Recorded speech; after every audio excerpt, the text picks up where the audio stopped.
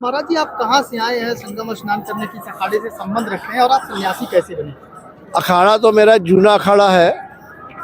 जगत गुरु शंकराचार्य वासुदेवानंद जी का मैं शिष्य हूँ।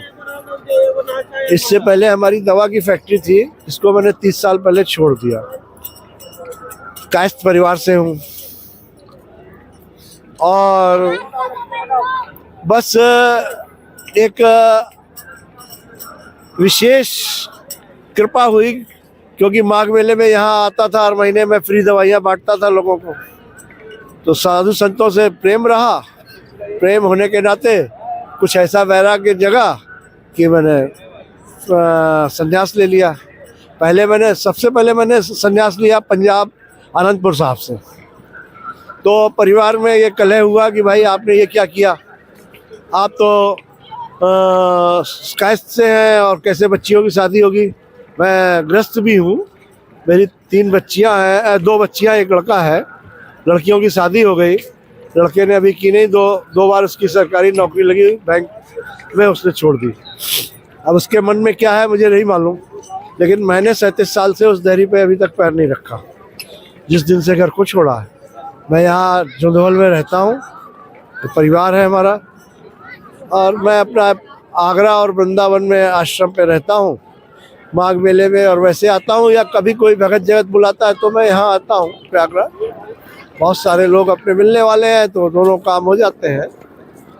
और भागवत करवाने का शौक़ रखता हूँ, कृष्ण प्रेमी हूँ, भागवत करवाने का शौक़ रखता हूँ, भागवत करवाता रहता हूँ। उसी से मेरी जो जीविका है, जो भी कोई दक्षिणा दे देता है, क्योंकि मैं खुद नहीं करता हूँ, क्योंकि कायस्थ को दान लेने का हक नहीं है, ये ब्राह्मण को ही है।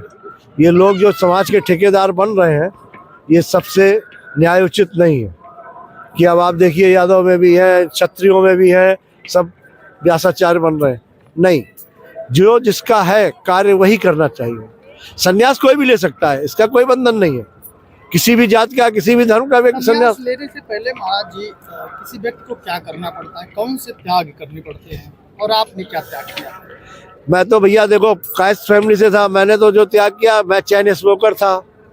पहला तो गुण हमारा अवगुण सबसे बड़ा था कि एक सिगरेट बुझती थी, एक जलती थी। दूसरा अवगुण था, ड्रिंक भी करते थे, क्योंकि कायस्थ परिवार से थे। तो त्याग तो बहुत करने पड़ते हैं। और बिजनेस में तो बहुत सी खुराफातें बिजनेस को चलाने के लिए करनी पड़ती हैं। धर्मेश सक्सेना कहते हैं, मारुति बाबा मुझे धर्मगुरुओं ने नाम दिया, और तब से मारुति बाबा नाम आपका क्यों पड़ा? मारुति बाबा इसलिए नाम पड़ा कि मैं कथा कराता था तो हनुमान जी का नाम था, और हनुमान जी का मैं उपासक था। यहाँ भी जब मैं बिजनेस में रहा तो चाहे कितनी भी देर हो जाए, लेटे हुए हनुमान जी में रात को 12 बजे भी मैं आकर के दर्शन करने जाता था। जैसे बिजनेस में किसी दिन लेट हो गए, रात को टूर से लेट पे लौटे, क्योंकि दवा डिस्ट्रीब्यूट करने जाना पड़ता था, तो मैं यहाँ आता था। और कुछ हनुमान जी की हम पर विशेष कृपा रही। जब मैं घर से निकला था तो मेरे पास 200 रुपये थे, और वो 37 साल उस 200 रुपये में काट रहा हूँ। और परमात्मा ने बहुत हमको अच्छे से, क्योंकि मैं चुपचाप निकला था, बता के निकला नहीं था। उसके बाद दोबारा अभी अगर युवाओं को आप क्या संदेश देना चाहते हैं, जैसे कि संन्यास की तरफ अगर देखा जाए तो युवाओं का इस समय बहुत ज्यादा आकर्षण नहीं है। युवाओं को आप संन्यास को लेकर क्या कहना चाहते हैं कि मतलब वो किस तरह अपने आप युवाओं को पहले तो अपनी संस्कृत से जुड़ना चाहिए। जो हमारी सनातन संस्कृत है उससे जुड़े। अगर सनातन ही नहीं रहेगा, देखिए मेरा बहुत सीधा सीधा वो फंडामेंट है कि योगी जी तो कहते हैं कि अगर बटोगे तो कटोगे, और मैं कहता हूँ गौ माता से जुड़ोगे तो बचोगे, वरना कटोगे। क्योंकि गंगा, गायत्री, तुलसी जिस दिन ये नष्ट हो गई उस दिन प्रलय निश्चित रूप से आ रहा है, धीरे धीरे आ रहा है। ये विस्तृत होने वाला है, अभी आप ज़्यादा से ज़्यादा मई, अप्रैल, मार्च में सुन लोगे। तो ये जो हम अपनी संस्कृत भूल गए हैं और पाश्चात्य सभ्यता की तरफ भाग रहे हैं, ये हमारे लिए बहुत दुखदाई है।